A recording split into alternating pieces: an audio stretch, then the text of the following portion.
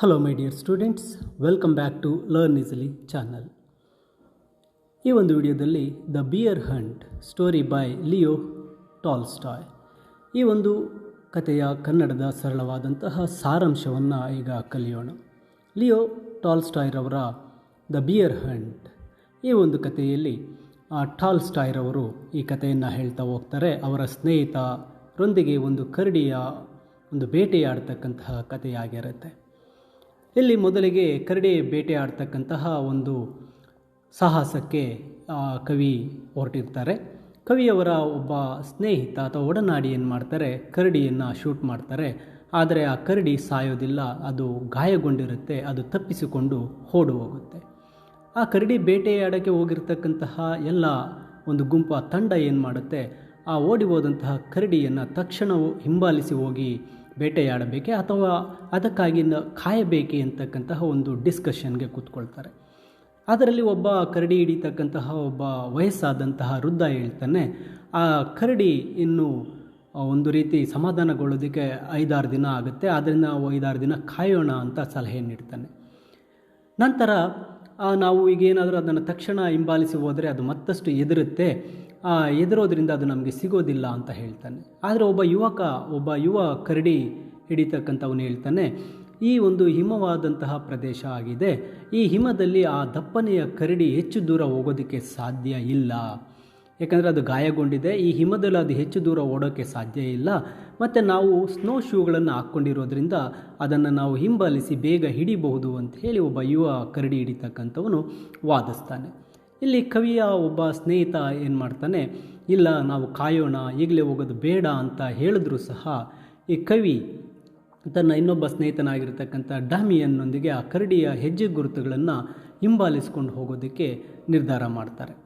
ಇವರಿಬ್ಬರನ್ನು ಹೊರತುಪಡಿಸಿ ಉಳಿದಿರ್ತಕ್ಕಂತಹ ಎಲ್ಲ ಆ ಕರಡಿ ಹಿಡಿತಕ್ಕಂತಹ ತಂಡ, ಆ ಗುಂಪು ಹಳ್ಳಿಗೆ ಮರಳುತ್ತೆ. ಅಲ್ಲಿ ವಾತಾವರಣ ತುಂಬ ಶಾಂತವಾಗಿರುತ್ತೆ.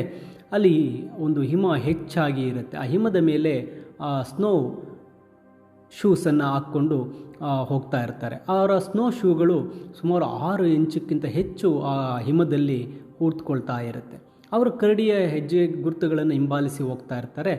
ಅದು ಕೆಲವೊಮ್ಮೆ ಹಿಮದಲ್ಲಿ ಮುಳುಗಿರ್ತಕ್ಕಂಥದ್ದು ಕಾಣಿಸುತ್ತೆ. ಅಂದರೆ ಆ ಕರಡಿ ತೂಕಕ್ಕೆ ಹಿಮದಲ್ಲಿ ಹೆಚ್ಚು ಮುಳುಗಿರ್ತಕ್ಕಂಥದ್ದು ಕಾಣಿಸುತ್ತೆ. ಆ ಒಂದು ಫರ್ ಮರಗಳ ಪೊದೆಗಳ ಹಿಂದೆ ಆ ಕರಡಿ ಹೋಗಿರ್ತಕ್ಕಂಥದ್ದು ಕಾಣಸಿಗುತ್ತೆ. ಡಾಮಿಯನ್ ನೇರವಾಗಿ ಹಾದಿಯನ್ನು ನಾವು ಸ್ಟ್ರೈಟ್ ರೋಡನ್ನು ಹೋಗೋದನ್ನು ಬಿಟ್ಟು ಬೇರೆ ಕಡೆ ಹುಡ್ಕೋಣ ಅಂತ ಹೇಳ್ತಾನೆ. ಏಕೆಂದರೆ ಆ ಕರಡಿ ಹತ್ತಿರದಲ್ಲಿ ಎಲ್ಲೋ ಇರಬಹುದು ಅಂತ ಆತ ನಂಬ್ತಾನೆ. ಅವರು ಮೌನವಾಗಿ ನಡೆಯುತ್ತಾ ಹೋಗ್ತಾ ಇರ್ತಾರೆ. ಅವರು ಸುಮಾರು 500 ಗಜಗಳಷ್ಟು ದೂರ ನಡೆದಾಗ ಕರಡಿ ಹೆಜ್ಜೆ ಗುರುತುಗಳು ಅವರಿಗೆ ಕಾಣಿಸ್ಕೊಳ್ಳುತ್ತೆ. ಮತ್ತು ಅದು ಅವರನ್ನು ಒಂದು ರಸ್ತೆ ಕಡೆಗೆ ಕರ್ಕೊಂಡು ಹೋಗಿರುತ್ತೆ. ಆ ರಸ್ತೆಯಲ್ಲಿ ರೈತರ ಬೂಟುಗಳ ಗುರುತುಗಳು ಕೂಡ ಕಾಣ್ತಾ ಇರುತ್ತೆ, ಆ ಕರಡಿಯ ಹೆಜ್ಜೆ ಗುರುತುಗಳು ಕಾಣ್ತಾ ಇರುತ್ತೆ. ಆಗ ಅವ್ರಿಗೆ ಗೊತ್ತಾಗುತ್ತೆ ಕರಡಿ ಹಳ್ಳಿಯ ಕಡೆಗೆ ಹೋಗಿದೆ ಅಂತ.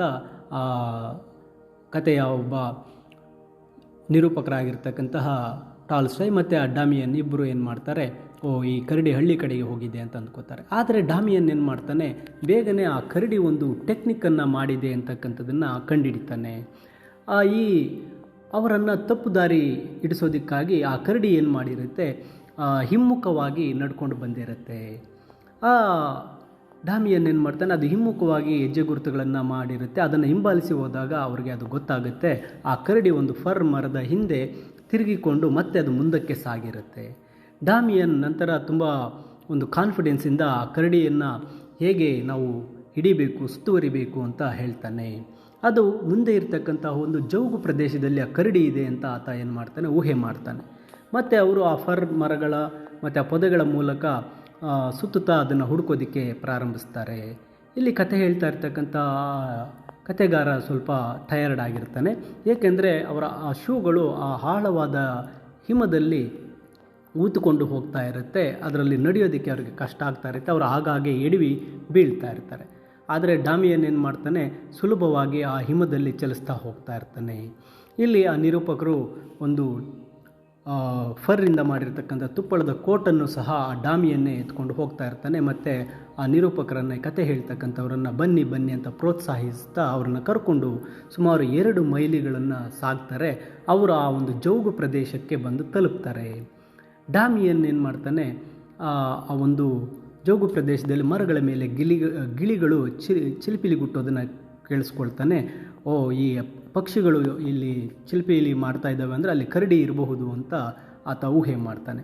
ಮತ್ತೆ ಅವರು ಏನು ಮಾಡ್ತಾರೆ, ಇನ್ನೊಂದು ಅರ್ಧ ಮೈಲಿಯಷ್ಟು ಮುಂದೆ ಒಂದು ಕರಡಿಯನ್ನು ಹಿಂಬಾಲಿಸ್ತಾ ಹೋಗ್ತಾರೆ. ಹೋದಾಗ ಅಲ್ಲಿ ಕರಡಿ ಇರತಕ್ಕಂಥದ್ದು ಅವರಿಗೆ ಸಿಗುತ್ತೆ. ಆ ಕರಡಿಯನ್ನು ಅವರು ಸುತ್ತುವರಿತಾರೆ. ನಂತರ ಅಲ್ಲಿ ಕರಡಿ ಇರತಕ್ಕಂಥದ್ದನ್ನು ಕನ್ಫರ್ಮ್ ಮಾಡಿಕೊಂಡು ಸ್ವಲ್ಪ ಹೊತ್ತು ವಿಶ್ರಾಂತಿ ಪಡಿತಾರೆ. ಮತ್ತು ಆ ಸಮಯದಲ್ಲಿ ಲೀಲೋ ಒಂದು ಕಥೆಗಾರರಿಗೆ ಒಂದು ರೀತಿ ಬಿಸಿಯಾದಂತಹ ಬೆವರಿನಲ್ಲಿ ನೆಂದಂತಹ ಒಂದು ಭಾಸವಾಗುತ್ತೆ. ಡಾಮಿಯನ್ ಸಹ ದಣಿವಾಗಿರ್ತಾನೆ. ಆತ ಕೂಡ ಏನು ಮಾಡ್ತಾನೆ, ಅಲ್ಲಿ ಕುಳಿತು ವಿಶ್ರಾಂತಿ ತಗೋತಾರೆ. ಅವರು ಒಂದು ರೊಟ್ಟಿಯನ್ನು ತಿಂತಾರೆ. ನಂತರ ಒಂದು ರೊಟ್ಟಿಯನ್ನು ತಿಂತಕ್ಕಂತಹ ಒಂದು ರುಚಿ ಆ ನಿರೂಪಕರಿಗೆ ಒಂದು ರೀತಿ ಅಸಾಧಾರಣವಾಗಿರುತ್ತೆ. ಅದು ತುಂಬ ಚೆನ್ನಾಗಿರುತ್ತೆ. ನಂತರ ಸಂಜೆ ಆಗ್ತಾ ಇದ್ದಂಗೆ ಡಾಮಿಯನ್ ಹಳ್ಳಿಗೆ ಸುಮಾರು 8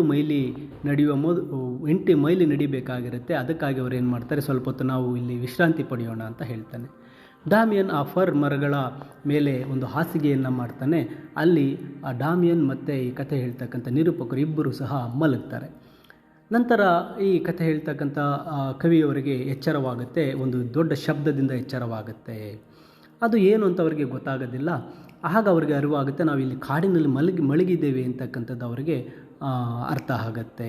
ಸುತ್ತಲೂ ಆ ಮರಗಳ ಮೇಲೆ ಮಂಜೆಲ್ಲ ಕವಿದಿರುತ್ತೆ. ಆ ಮಂಜನ್ನೆಲ್ಲ ನೋಡಿ ಅವರು ನಾವಿನ್ನೂ ಇಲ್ಲೇ ಇದ್ದೀವಿ ಅಂತಕ್ಕಂಥದ್ದನ್ನು ಅವರು ಅಂದ್ಕೊಳ್ತಾರೆ. ನಂತರ ಅವರೇನು ಮಾಡ್ತಾರೆ, ಆ ಒಂದು ಮರಗಳ ಮಧ್ಯೆ ಪ್ರಯಾಣವನ್ನು ಮಾಡ್ತಾರೆ. ಹೋಗ್ತಾ ಇರಬೇಕಾದ್ರೆ ಅವ್ರಿಗೊಂದು ರೀತಿ ಗಿಜಿಗುಡುವಂತಹ ಒಂದು ಶಬ್ದಗಳನ್ನು ಕೇಳಿಸ್ಕೊಳ್ತಾರೆ. ಆಗ ಅವ್ರಿಗನ್ನಿಸುತ್ತೆ ಇಲ್ಲೆಲ್ಲೋ ಕರಡಿ ಇದೆ ಅಂತಕ್ಕಂಥದ್ದು. ಆದರೆ ಅದನ್ನು ಹುಡುಕಿ ನೋಡಿದಾಗ ಅವರಿಗೆ ಗೊತ್ತಾಗುತ್ತೆ ಅದು ಒಂದು ಮೊಲ ಆಗಿರುತ್ತೆ. ಮೊಲದ ಹೆಜ್ಜೆ ಗುರುತುಗಳನ್ನು ಅವರು ಕಾಣ್ತಾರೆ. ನಂತರ ಅವರು ನಡ್ಕೊಳ್ತಾ ಒಂದು ರಸ್ತೆಯನ್ನು ತಲುಪ್ತಾರೆ. ಆಗ ಅವರಿಗೆ ನಡೆಯೋದಕ್ಕೆ ತುಂಬ ಸುಲಭ ಆಗುತ್ತೆ. ನಂತರ ಅವರು ಹಳ್ಳಿಗೆ ಹಿಂತಿರುಗಿ ಬರ್ತಾರೆ. ಇಲ್ಲಿ ಕಥೆಗಾರರು ತಮ್ಮ ಕಥೆಗಾರನನ್ನು ತನ್ನ ಸ್ನೇಹಿತ ಎಬ್ಬರಿಸಿ ಅವರು ಕರಡಿಯನ್ನು ಹೇಗೆ ಸುತ್ತುವರಿಬಹುದು ಅಂತ ಒಂದು ವಿವರಣೆಯನ್ನು ಹೇಳ್ತಾರೆ.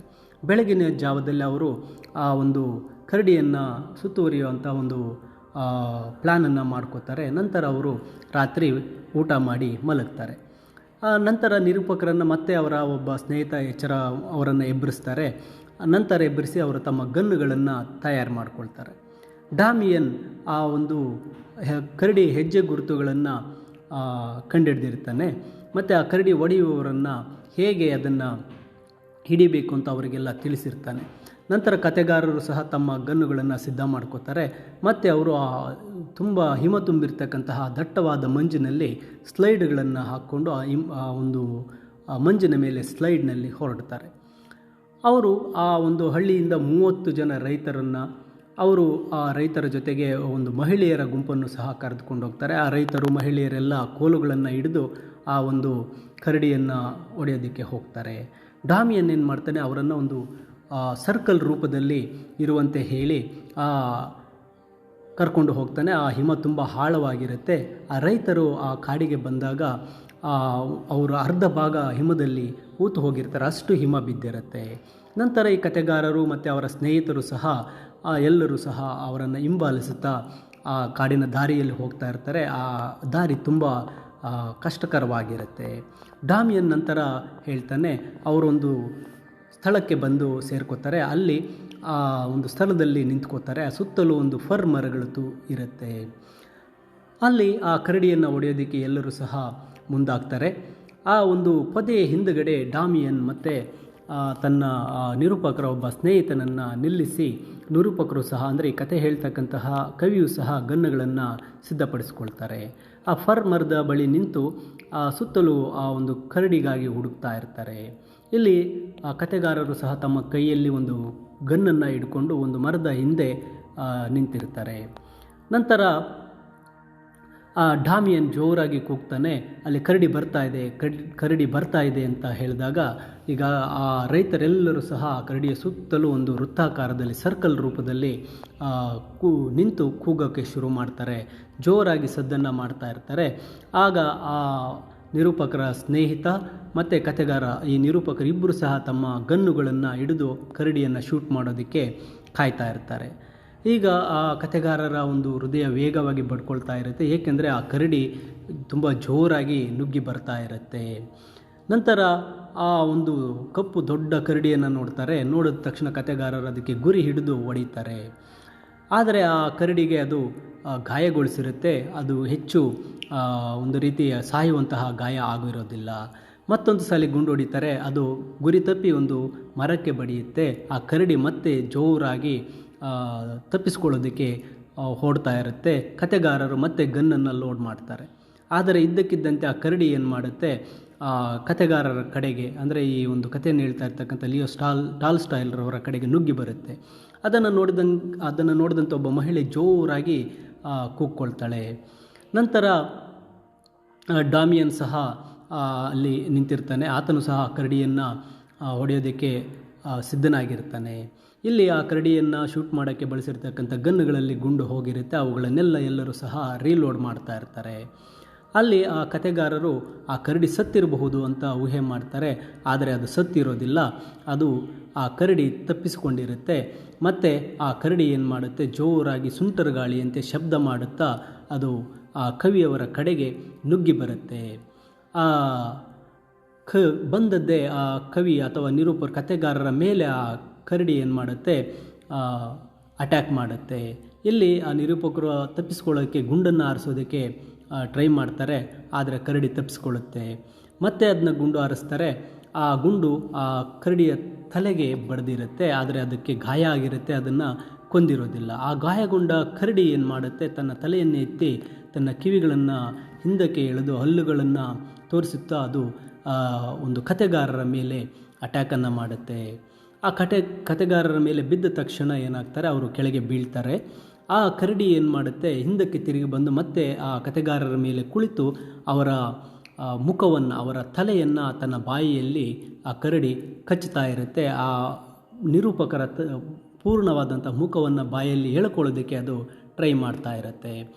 ಇಲ್ಲಿ ಆ ಬಾಯಿಯಿಂದ ಕಚ್ಚುತ್ತಾ ಇರೋದ್ರಿಂದ ನಿರೂಪಕರ ಮೂಗು, ಕಣ್ಣು ಮತ್ತು ಕೆನ್ನೆಗಳಿಗೆ ಗಾಯ ಆಗ್ತಾ ಇರುತ್ತೆ. ಆ ಕರಡಿ ತನ್ನ ಹಲ್ಲುಗಳನ್ನು ಅವರ ಮುಖದಲ್ಲಿ ಇಳಿಸೋದಕ್ಕೆ ತುಂಬ ಪ್ರಯತ್ನ ಮಾಡಿ ಕಚ್ಚೋದಕ್ಕೆ ಪ್ರಯತ್ನ ಮಾಡ್ತಾ ಇರುತ್ತೆ. ಇದರಿಂದ ಆ ಒಂದು ಚಾಕುಗಳಿಂದ ಕತ್ತರಿಸುವಂತೆ ಆ ಒಂದು ನಿರೂಪಕರ ಮುಖ, ಆ ಕಥೆಗಾರರ ಮುಖವೆಲ್ಲ ಗಾಯ ಆಗ್ತಾ ಇರುತ್ತೆ. ಅದರಿಂದ ಅದರ ಬಾಯಿಯಿಂದ ತಪ್ಪಿಸ್ಕೊಳ್ಳೋದಕ್ಕೆ ಆ ನಿರೂಪಕರು ತಲೆಯನ್ನು ಆ ಕಡೆ ಈ ಕಡೆ ಅಲ್ಲಾಡಿಸ್ತಾರೆ. ಅವರು ತಮ್ಮ ತಲೆಯನ್ನು ಕರಡಿಯಿಂದ, ಬಾಯಿಯಿಂದ ತಪ್ಪಿಸ್ಕೊಳ್ತಾರೆ.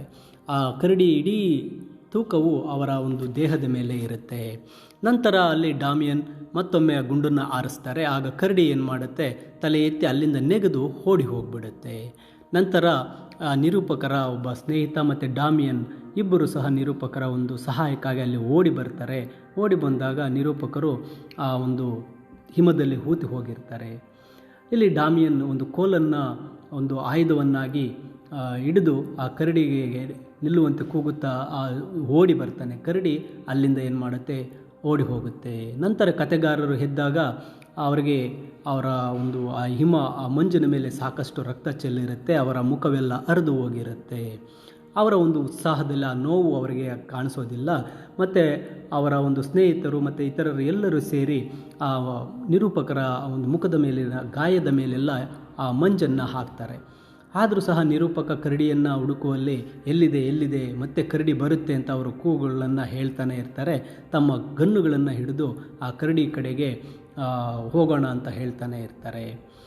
ಆದರೆ ಆ ಕರಡಿ ಏನು ಮಾಡುತ್ತೆ, ಆ ಜನರ ಒಂದು ಗುಂಪನ್ನೆಲ್ಲ ನೋಡಿ ಅಲ್ಲಿಂದ ಓಡಿ ಹೋಗಿರುತ್ತೆ.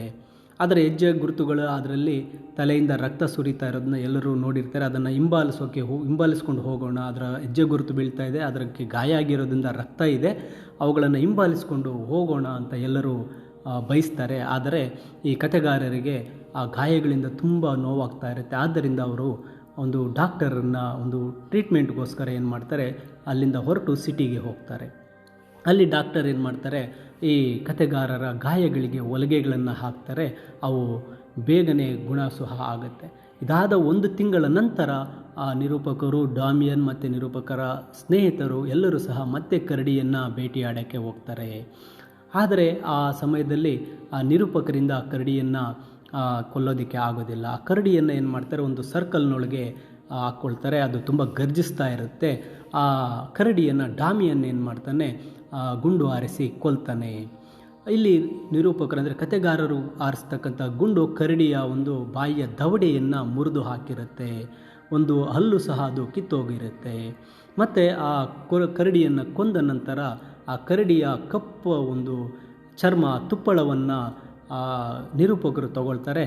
ಅದನ್ನು ಆ ತುಪ್ಪಳದೊಳಗೆ ಒಂದು ಹತ್ತಿಯನ್ನು ಸೇರಿಸಿ ಒಂದು ದೊಡ್ಡ ಕರಡಿಯನ್ನಾಗಿ ಮಾಡಿ ಆ ನಿರೂಪಕರು ಅದನ್ನು ತಮ್ಮ ಕೋಣೆಯಲ್ಲಿ ಇಟ್ಕೋತಾರೆ. ಆ ಕರಡಿಯ ಭೇಟಿಯ ನಂತರ ಅವರ ಮುಖದ ಹಣೆಯ ಮೇಲೆ ಆಗಿರತಕ್ಕಂತಹ ಗಾಯಗಳು ಬಹುತೇಕ ಕಾಣಿಸದೆ ಆ ಗುರುತುಗಳೊಂದಿಗೆ ಅವು ಗುಣವಾಗಿರುತ್ತೆ.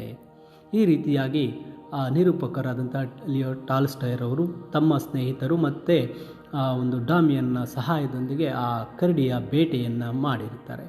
ಇದು ದ ಬಿಯರ್ ಹಂಟ್ ಈ ಒಂದು ಕಥೆಯ ಸಣ್ಣದಾದಂತಹ ಸಮರಿಯಾಗಿರುತ್ತೆ. ಈಗಾಗಲೇ ಈ ಒಂದು ಕಥೆಯ full Kannada story explanation video ಇದೆ. ಹಾಗೆ ಈ ಒಂದು ಸಮರಿ PDF ವಿಡಿಯೋದ ಡಿಸ್ಕ್ರಿಪ್ಷನ್ನಲ್ಲಿ ನೀಡಿರ್ತೇನೆ, ನೀವು ಡೌನ್ಲೋಡ್ ಸಹ ಮಾಡಿಕೊಳ್ಳಬಹುದಾಗಿರುತ್ತೆ.